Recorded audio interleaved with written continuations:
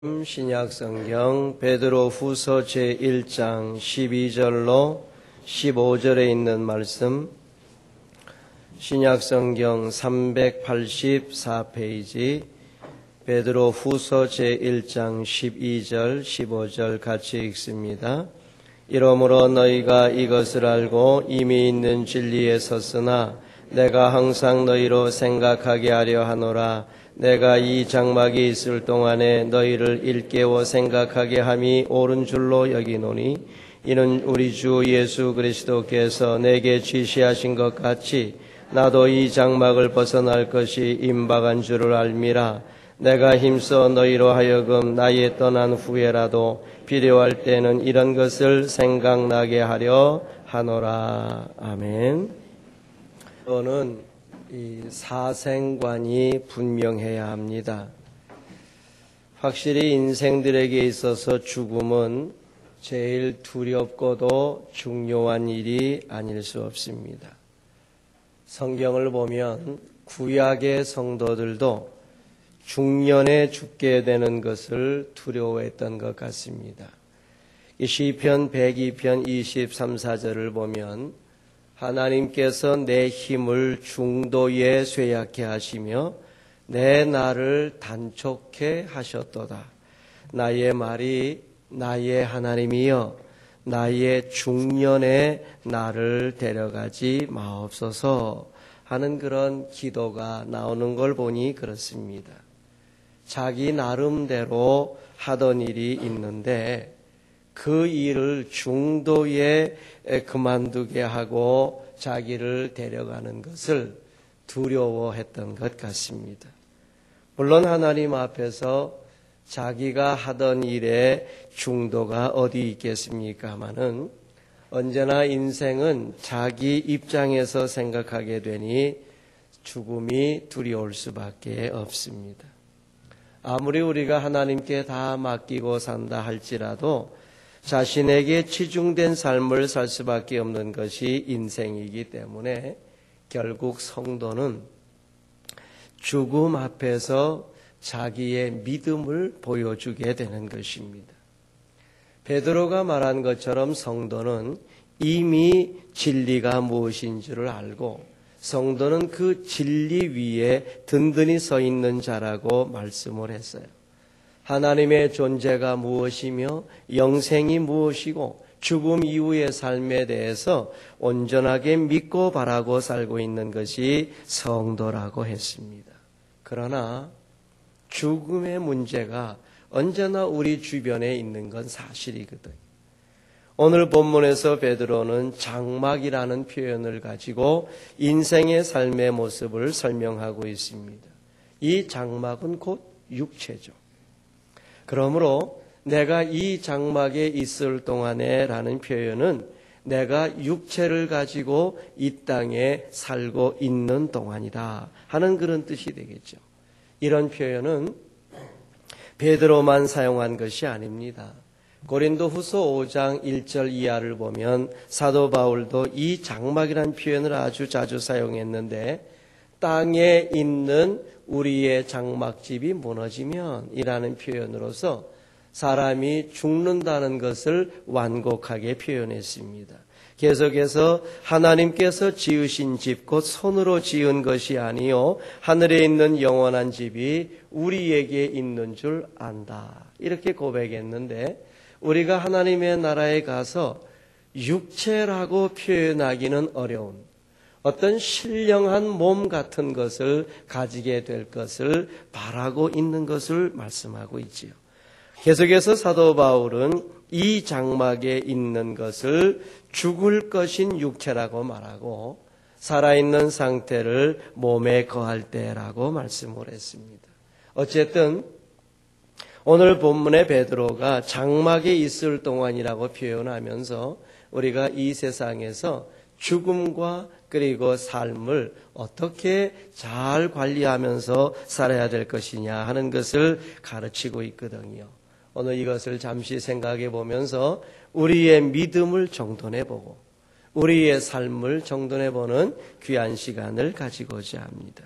첫째는 내가 이 장막에 있을 동안에 다시 말하면 살아있는 동안에는 사명을 감당해야 됩니다. 13절에 내가 이 장막에 있을 동안에 너희를 일깨워 생각하게 함이 옳은 줄로 여기노니 그랬죠. 우리가 살아있는 동안에, 즉 장막에 있을 때가 인생의 유일무이한 기회 아니겠습니까?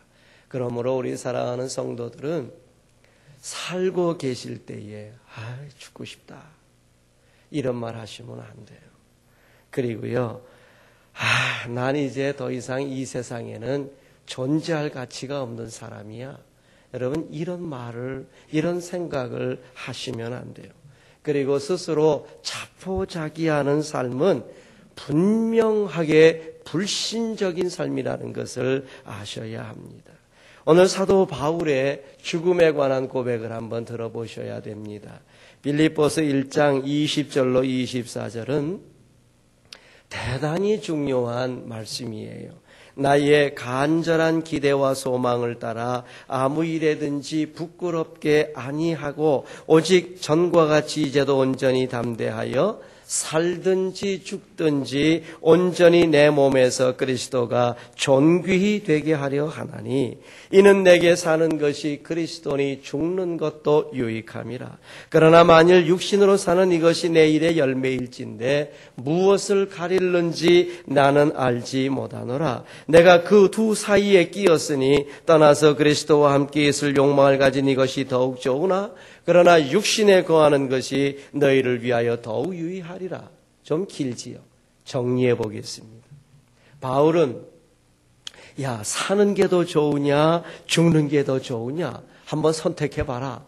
이렇게 할 때에 나는 지금 사는 게 좋은지 죽는 게 좋은지 가릴 수가 없다. 이렇게 말씀을 하고 있습니다. 그러면서 왜냐? 나는 살아도 주님을 존귀케 하고 살고 죽어도 주님을 존귀케 하는 것이기 때문에 살든지 죽든지 나 어느 것이 더 좋은지 모르겠다. 이래 말씀을 하고서 분명한 정의를 내려주고 있습니다. 무슨 정의를 내리고 있느냐? 내 개인적인 욕심을 말하겠다. 내 개인적인 욕심으로 말한다면은 떠나서 그리스도와 함께 있을 욕망을 가진 것이 나한테는 좋다. 다시 말하면 내 개인적인 욕망으로는 나 빨리 죽어서 그리스도와 함께 사는 것이 좋다.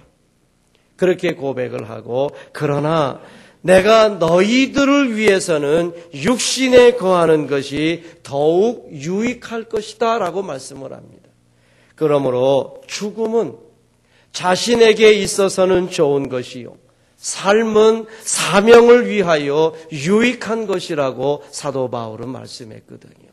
내가 살게 되면 너희들을 위하여 사명을 감당하겠으니 유익한 것이요. 내가 죽게 되면은 그리스도와 함께 있을 것이니 내게 좋은 것이다. 이렇게 고백을 했습니다. 우리 사랑하는 성도님들, 이런 마음을 가지고 살아야 돼요. 살든지 죽든지 바울의 고백을 할 줄 알아야 돼요. 그래서 빌립보서 1장 20절처럼 살든지 죽든지 내 몸에서 그리스도가 존귀케 되기를 힘쓴다라는 고백과 로마서 14장 8절에 우리가 살아도 주를 위하여 살고 죽어도 주를 위하여 죽나니 그러므로 사나 죽으나 우리가 주의 것이로라 하는 고백 속에서 사는 것이 중요합니다. 다시 본문으로 돌아와서 우리가 이 장막이 있을 동안에 무엇을 하면서 살아야 되겠습니까? 사명을 감당하는 삶을 살아야 되는데 하나님께서 내게 무엇을 맡기셨는가에 대한 분명한 의식과 소명을 가지고 살아야 돼요. 오늘 사도 바울은 영적인 지도자로서 내가 너희를 일깨워 생각하게 하는 것이 나의 사명이라고 말씀했습니다. 그러므로 자꾸 성도들에게 하나님의 말씀을 가르치고 말씀을 일깨워서 성도들로 하여금 일마다 때마다 그 말씀이 생각나고 하나님이 생각나고 예수 그리스도가 생각나게 만드는 것이 나 사명이다. 사도 베드로가 이렇게 고백하지 않습니까? 여러분, 거꾸로 얘기해서 성도된 사람들의 사명이 무엇입니까? 하나님의 영적인 지도자들이 말씀을 생각나게 하고 말씀을 일깨워주고 하나님을 생각나게 해줄 때마다 그것을 일깨워지는 대로 실천하고 순종하는 것이 우리의 사명이라고 할 수 있는 것입니다. 사랑하는 성도님들, 일마다 때마다 일깨워 하나님의 것을 생각하는 것이 우리의 사명이에요. 나의 삶에 있어서 지금 하나님이 역사하고 계시는가? 나의 삶 가운데 있어서 내가 예수 그리스도와 아름다운 교제를 이루면서 살고 있는가를 일깨워 생각해야 돼. 일마다 때마다 주님의 말씀과 원하시는 것을 일깨워서 실천하는 것이 우리의 사명인데, 나의 삶 속에 과연 말씀 따라 살아가는 모습이 있느냐? 나의 삶의 기회 속에서 구원과 관계되어지는 삶을 살고 있는가를 생각해야 돼. 이런 생각 속에서 각자에게 주어진 독특한 사명이 있습니다. 우리 사랑하는 성도님들, 시장에서 장사하고 계십니까? 직장에서 생활하십니까? 학교에서 생활하십니까? 사업의 현장에 계십니까? 사람을 만나는 일을 하고 계십니까? 어떤 곳에서든지 여러분들이 예수를 보여주고, 어떤 곳에서든지 하나님을 보여주고, 어떤 곳에서든지 말씀을 보여주고, 어떤 곳에서든지 구원을 보여주는 것이 사명이에요. 내가 시장에서 좌판을 벌어놓고 이렇게 장사하는 것이 다른 사람의 눈에 볼 때에는 천해 보인다 할지라도 그건 사람의 눈으로 볼 때 천해 보이는 거지 하나님의 눈으로 볼 때 결코 똑같은 거예요. 그러므로 비록 내가 능력이 없어서 시장에서 좌판을 벌여놓고 장사한다 할지라도 그 속에서 하나님을 보여주고 그 속에서 구원을 보여주고 그 속에서 예수를 보여주면 세상에 떵떵거리고 사는 사람보다 훨씬 유익하고 사명적인 삶을 사는 것인 줄로 믿으셔야 돼요. 여러분들이 직장 생활하시면서 여러분보다 높은 직급의 사람도 있고 여러분보다 못한 사람도 있다 할지라도 여러분들이 예수 보여주고 하나님 보여주고 구원 보여주고 말씀 보여주는 사명을 감당하지 못하면 여러분이 높아도 높은 것이 아니요 여러분이 낮아도 그 낮은 것은 하나님 앞에 부끄러운 일이 되는 것입니다. 그러므로 우리 사랑하는 성도님들, 우리가 이 장막에 있을 동안에 해야 할 일이라고 하는 것은 세상의 직급과 관계가 없습니다. 세상에서 감당하는 일의 귀천과 관계가 없습니다. 주님이 우리의 능력 따라 주신 그 아름다운 사역 속에서 여러분들의 삶 가운데서 주의 구원을 보여주고 일깨워 주의 말씀 보여주고 일깨워 주님의 아름다운 것을 보여주는 것이 우리의 사명이에요. 그러므로 우리 사랑하는 성도님들, 하나님께서 우리에게 생명 얼마 주실지 누가 압니까? 하나님만이 아시는 하나님의 주권적인 일입니다.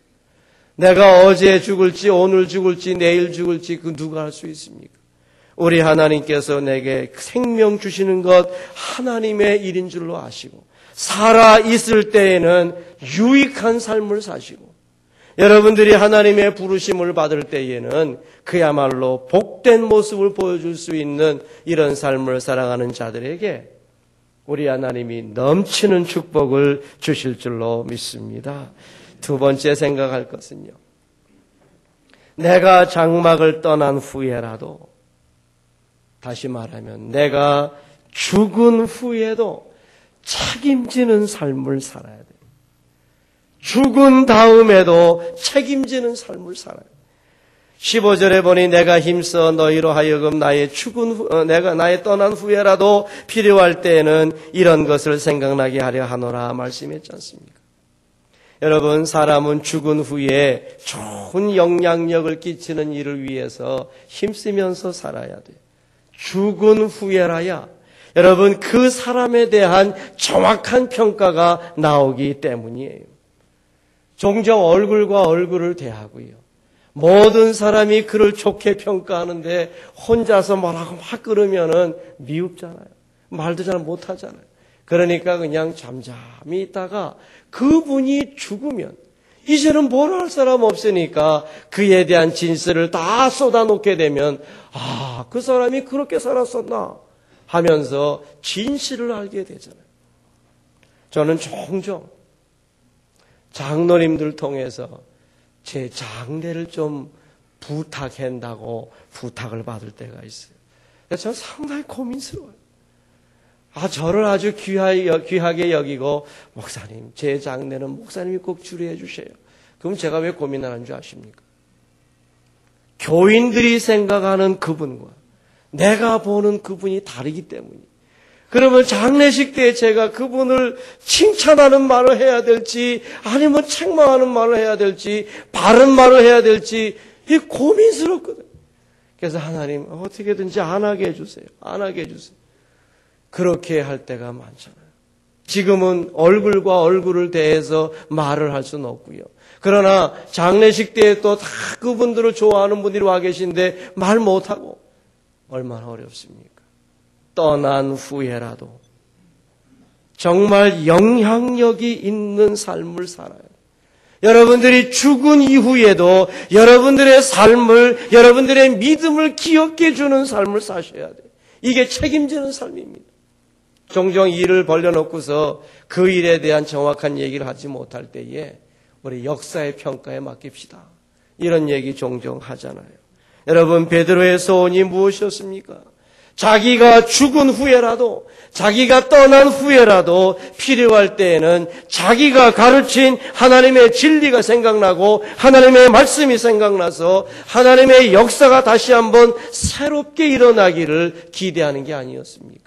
여러분, 이것은 베드로가 자기의 영향력을 과시하고자 하는 것이 결코 아닙니다. 하나님 앞에서 자기가 힘써 양육한 사랑하는 성도들이 자기가 떠나간 다음에라도 하나님께서 이런 방법을 통해서라도 지켜주시기를 간절히 원하는 마음으로 이런 말씀하는 것 아니겠습니까? 사랑하는 성도님들, 죽은 자가 무슨 책임지겠습니까? 죽으면 그만이지. 이런 말씀하는 거는요, 불신자들입니다. 우리는 죽은 후에도 책임져야 돼요. 여러분들이 죽으신 이후에도 여러분들이 한 말, 여러분들이 한 행동, 여러분들이 한 모든 것들을 생각하셔야 돼요. 여러분, 이것이 얼마나 귀한 일인지 모릅니다. 제가 전도사를 한 교회에서 7년 동안 보냈는데 저는 그 목사님, 제가 전도사 생활할 때는 별로 안 좋아했어요. 정말 무식하게 목회한다고 그랬어요. 저렇게 목회도 사람 모이는 게 신기하다 그랬어요. 그러면서도 가꾸요 그 목사님과 같이 일한 게 또 그것도 신기해요. 그런데 그 목사님이 돌아가셨어요. 정말 멋진 모습을 보이시고 돌아가셨어요. 제가 힘들고 어려울 때 생각나는 분은 그분이에요. 제가 정말 어려울 때 어떻게 이 문제를 풀어나가야 될까 할 때에 생각나는 것은 그분이에요. 하나님의 말씀을 적용하게 될 때 그분의 삶이 제게 적용이 돼요. 그분은 죽었어요. 그러나 지금도 제게 말씀하고 계세요. 여러분, 우리 사랑하는 성도님들, 오늘 이것이 죽은 후에도 말을 해줄 수 있는 믿음과 삶이 필요하다는 거예요. 히브리서 11장 4절을 보면 아벨은 저가 죽었으나 그 믿음으로 쏘이려 말았느니란 것처럼 믿음으로 살다가 죽으면 그의 믿음을 사람들이 상고하게 되고 그 믿음으로서 사람들이 필요한 것을 생각하며 실천하는 근거로 삼게 되는 거예요. 죽은 후에도 말할 수 있는 믿음. 죽은 후에도 가르친 것이 생각나게 할 수 있는 삶. 이런 삶을 여러분들이 사셔야 돼요. 아벨이요, 제대로 된 예배를 드리다가 죽었어요. 세례 요한이요, 제대로 된 공의를 외치다가 죽었어요. 그러나 아벨도 세례 요한도 죽었으나 말하는 사람의 대표로 이 땅에 나타나지 않습니까? 여러분, 그러므로 죽으면 그만이다. 무책임한 생각은 그리스도인의 생각이 아닙니다. 죽은 후에도 생각나게 할 수 있는 삶을 살아야 돼요. 얼마나 많은 믿음의 인물들이 죽은 이후에도 이 인류의 역사를 위하여 헌신하고 아름답게 이 역사를 만들어가고 있습니까? 그러므로 우리 사랑하는 성도들이요, 우리에게 이 삶이 필요해요. 복된 삶, 그리고 복된 죽음, 죽음 이후에도 책임질 수 있는 이와 같은 삶을 살아가고자 힘쓰고 했을 때에 우리 하나님께서 여러분들에게 넘치는 축복을 주실 줄로 믿습니다. 한 가지만 더 말씀을 하지요. 나도 이 장막을 벗어날 것이 임박한 줄 알미라. 그렇게 말씀했으니 죽음을 준비하는 삶입니다. 베드로서 1장 14절 오늘 본문에 보면 이는 우리 주 예수 그리스도께서 내게 지시하신 것 같이 나도 이 장막을 벗어날 것이 임박한 줄을 알미라 그랬습니다. 여러분, 이 부분이 가장 중요해요. 우리 인생은 두 가지 준비를 해야 돼요. 하나는요, 늙을 준비고요. 하나는 죽을 준비입니다. 늙을 준비를 하는 사람만이 노인을 귀중히 여길 줄 알아요. 자기는 평생 늙지 않는다고 생각하는 사람들은 노인을 무시합니다. 그러나 늙을 준비를 하는 사람들은 노인을 귀중히 여길 줄 알아요. 죽을 준비를 하는 사람들은요, 삶이 깨끗해요. 욕심을 엄청스럽게 부리지 않아요. 죽을 준비를 하는 사람과 그러므로 늙을 준비를 하는 사람들은 언제 봐도 아름다워요. 성도는요, 죽음을 언제나 대비하고 준비하면서 살아요. 우리는 분명히 영생을 소유한 사람임에 틀림없습니다. 우리는 언제인가는 죽음을 겪어야 할 존재라는 것을 인정하면서 하루하루 살아야 됩니다. 죽음이 자기와는 전혀 관계없는 것이라고 생각하는 사람들 얼마나 욕심사나운 모습을 보입니까? 참 부끄럽고 추한 모습이 많지요. 오늘 여러분, 베드로가 어떤 삶을 살았습니까? 예수의 말씀을 기억했어요.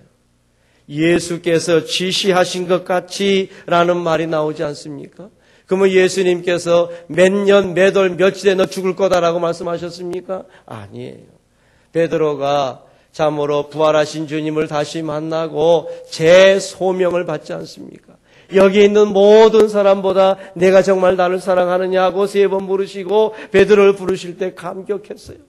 그때 옆에 있는 어떤 사랑하는 제자가 저 베드로는 어떻게 죽겠습니까? 신경 쓰지 마. 그렇게 말씀해 놓고 베드로가 요한복음 21장 18절에 보면 베드로는 젊어서는 자기 마음대로 뛰뛰고 돌아다닐 것이지만은 늙어서는 자기가 원치 아니하는 곳으로 사람이 끌고 가서 죽게 될 텐데 그 죽음이 하나님께 영광을 돌리게 될 것이다. 이렇게 말씀했잖아요. 베드로는 이 말씀을 평생 가슴에 담고 살았어요. 내가 늙게 되면은 누군가가 나를 끌고 가서 나를 죽게 만들 것인데 그러나 내가 죽는 그것이 아버지께 영광을 돌리는 죽음이 될 것이다 하는 것을 소원하며 살았어요. 그래서 여러분, 제가 죽음을 준비하며 살렸기 때문에 욕심 없이 살았어요. 여러분, 깨끗하게 살았지 않습니까? 그 세상을 향하여 담대하게 산 사람이 베드로 아니겠습니까? 여러분, 베드로의 순교에 대한 유명한 일화가 있잖아요. 이 일화를 중심으로 유명한 영화가 만들어졌죠. 코바디스 도미네라는 영화죠. 코바디스 도미네라는 말은 라틴어예요. 주여 어디로 가시나이까 하는 그런 뜻이죠. 언젠가 베드로가 로마에서 사역을 하고 있는데 자기를 죽일 사람들이 점점 가까이 온다는 것을 알았어요. 그랬을 때에 하나님, 지금 내가 죽으면 이 성도들 어떻게 하겠습니까? 조금만 있다가 죽게 해주십시오 하고서는 로마를 빠져나가지 않습니까? 근데 예수 같은 분이 바삐 걸어가시면서 로마로 올라가는 거예요. 딱 보니까 예수님이에요. 그래서 그때 나오는 말이 유명한 코바디스 도미네 하고 묻지 않습니까? 주여 어디로 가시나이까? 하고 물었더니 예수님께서 나 로마에 가서 십자가에 못 박히기 위하여 간다. 바로 회개했습니다. 바로 회개하고 로마로 올라가서 저가 십자가에 못 박혀 죽게 되는데 자기를 사형시키는 사형시키는 사람들에게 부탁하기를 내가 누구간데 내가 예수님처럼 어떻게 십자가에 못 박혀 죽을 수 있겠느냐? 너희들이 굳이 나를 십자가에 못 박으려면 부탁하건대 거꾸로 매달아 달라. 내가 예수보다 더 고통을 받기 위해서가 아니라 나는 예수님처럼 십자가에 못 박혀 죽을 존재가 못 된다. 그러므로 거꾸로 좀 매달아 달라. 그래서 여러분, 베드로가 십자가에 거꾸로 매달려 순교했다는 일화가 전해오지 않습니다. 죽음을 준비한 사람이 맞는 죽음은 아름다운 것이에요. 사명과 생명을 대비할 때에 생명은 사명을 위하여 존재하는 것이라는 것을 모든 위대한 사도들이 고백하지 않았습니까? 그러므로 여러분, 사명 때문에 죽을 준비가 되어 있다고 고백하는 자들에게 우리 하나님이 능력 주시고 동시에 축복 주실 줄로 믿습니다. 사도 바울이 어떻게 고백했습니까? 디모데후서 4장 6절, 관제와 같이 벌써 내가 부음이 되고 나의 떠날 기약이 가까웠도다. 내가 선한 싸움을 싸우고 나의 달려갈 길을 마치고 믿음을 지켰으니 이제후로는 나를 위하여 의의 면류관이 예비되었다 고백하지 않습니까? 죽음을 앞에 둔 위대한 사도 바울의 신앙 고백입니다. 죽음 앞에서 의연한 자세요. 하나님의 사명을 제대로 감당하고 하나님의 부르심을 받게 되었다는 감격의 고백 아니겠습니까? 이처럼 성도가 죽음을 염두에 두고 살 때에 경성할 수 있는 거예요. 죽음을 염두에 두고 사는 사람이라서 비관적이 되는 것이 결코 아니에요. 죽음을 마음에 담고 살기 때문에 오히려 적극적이고 오히려 담대하고 오히려 초연하게 살 수 있는 것이 그리스도인들 아니겠습니까? 아무쪼록 베드로처럼 이 장막을 벗어날 것이 임박한 줄 알미라 하는 것처럼 하나님 혹시 한 번 죽는 일인데 내가 순교할 수 있는 영광도 혹시 주시면 어떻겠습니까? 하는 소원을 품고 사시면서 그야말로 하나님 앞에 가는 그날이 복되고 아름다운 날이라 고백하는 우리 사랑하는 성도들에게 큰 축복이 임하게 되시기를 바랍니다. 말씀을 맺지요. 장막이 있을 동안에 사명 감당해야 돼요. 내가 죽은 후에도 책임지는 삶을 살아야 돼요. 그리고요, 멋진 죽음을 준비하면서 살면서 우리 하나님의 놀라운 축복을 받아 누리는 우리 사랑하는 성도들 모두가 되시기를 바랍니다. 하나님 우리 아버지 감사합니다. 베드로, 바울 생각해 볼 때마다 참으로 감격이 솟아오릅니다.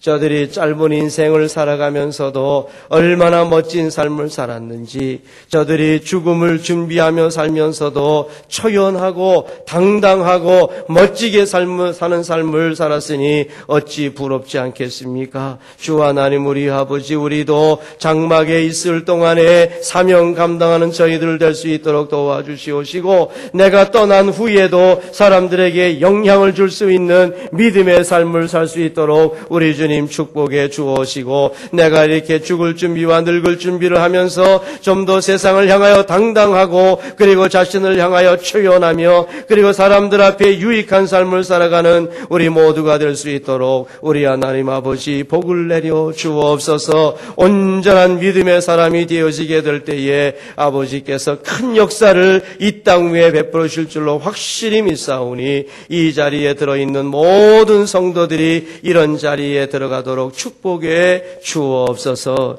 우리 구주 예수 그리스도의 이름으로 기도 올리옵나이다. 아멘.